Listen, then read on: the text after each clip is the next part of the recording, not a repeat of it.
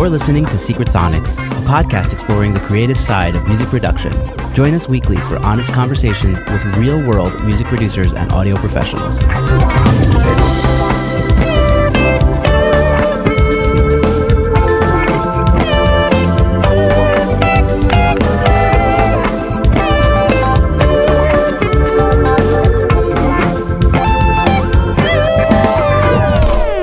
Hello, and welcome back to Secret Sonics. I'm your host, Ben Wallach. My guest today is Andy Shoemaker. Andy is a Grammy-nominated engineer working out of Rax Trax Recording in Chicago, Illinois, and experienced in just about every musical genre.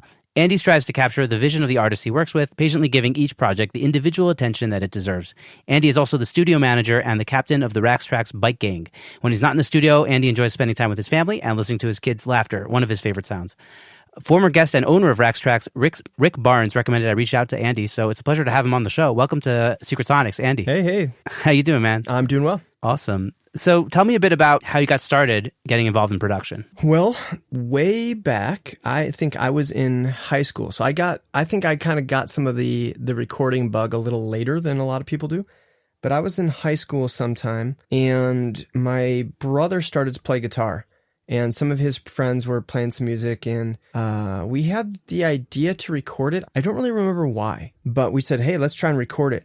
And we found it was a little like tape recorder. I think it was like maybe more for like dictation or something, but it had this tiny little Radio Shack microphone. It wasn't even like a microphone like a normal size. It was shaped like a little handheld mic, but it was like really, really tiny. It was this little mini thing. And it had a little 1/8 inch jack on the end, and you just plugged it in. And so we decided, let's try and record some stuff. And we got some like little recording software, and we set things up. I didn't even have a mic stand. So I was like taping the microphone to pieces of wood or something, and like putting books on it so it would like position over the guitar or towards his voice or something. And I guess that's one step better than like just holding it. Yeah, it's true. It is one step better. Well, I had to be over on the other side, So we would even like mess with like trying in different rooms and whatnot. And then I would just sit with it and try all the different plugins, not knowing what really any of these things were. I remember putting a compressor on, and like it had a VU meter or something on there for gain reduction, and just like turning knobs and the needles moving. I'm like, oh, okay, it must be doing something.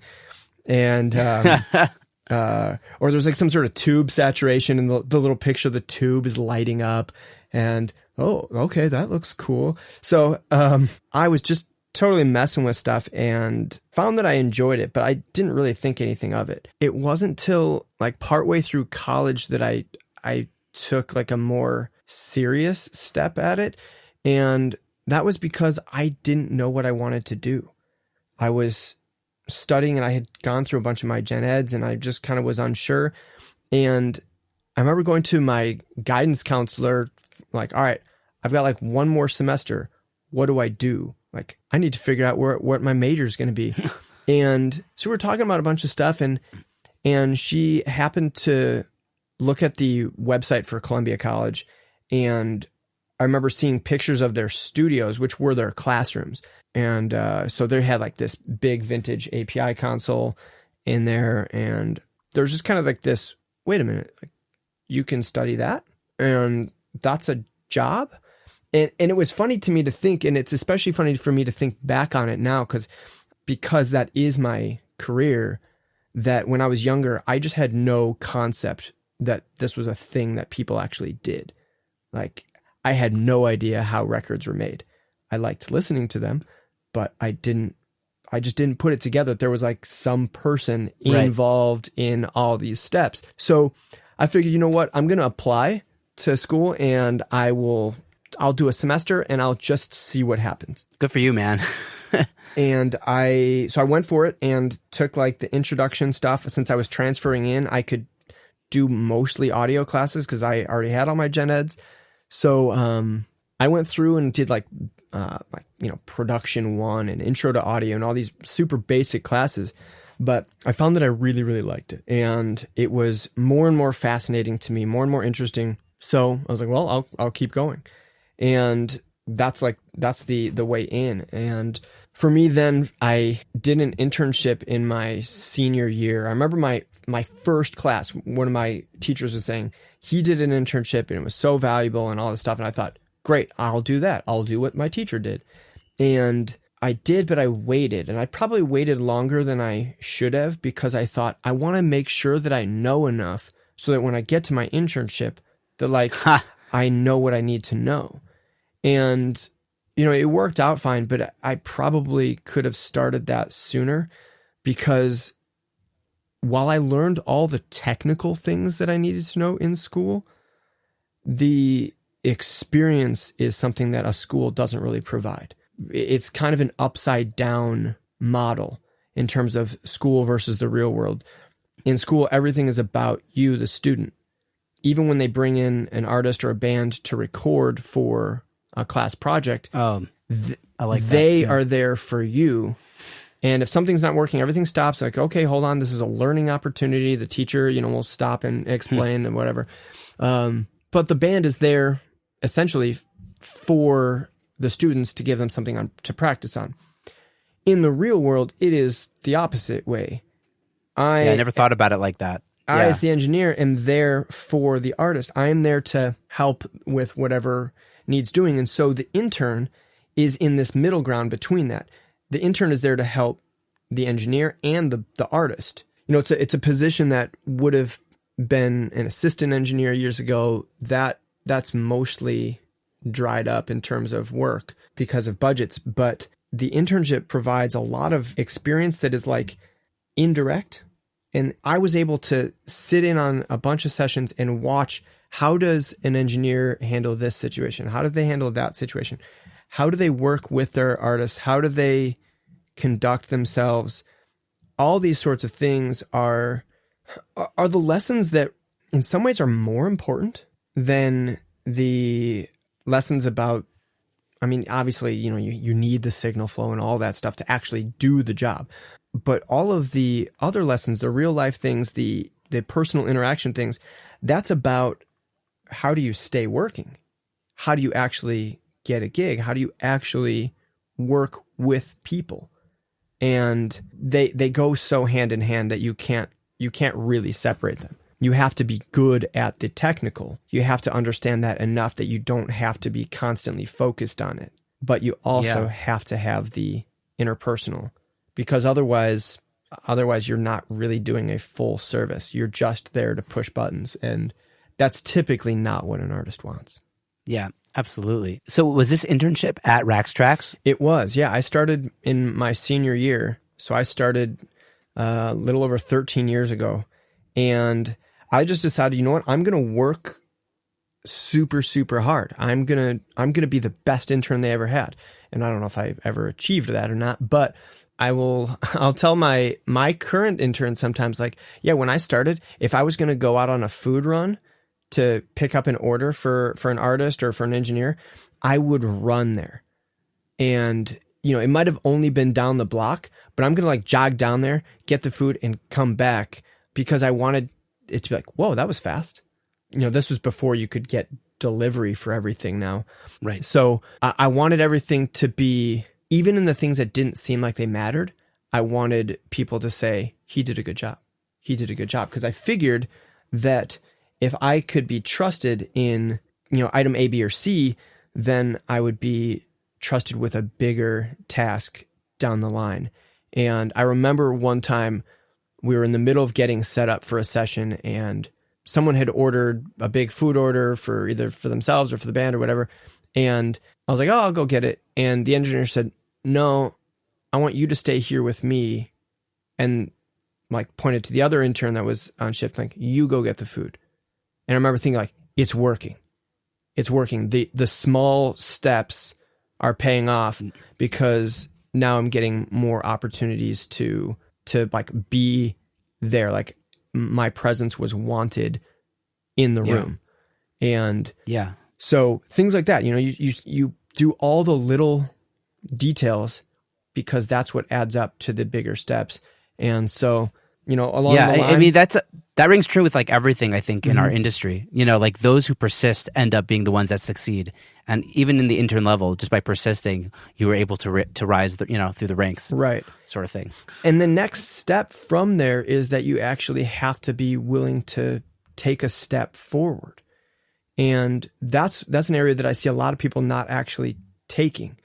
They just hit that plateau and just wait there. And especially because this is a freelance industry, you need to be able to go out and get some work.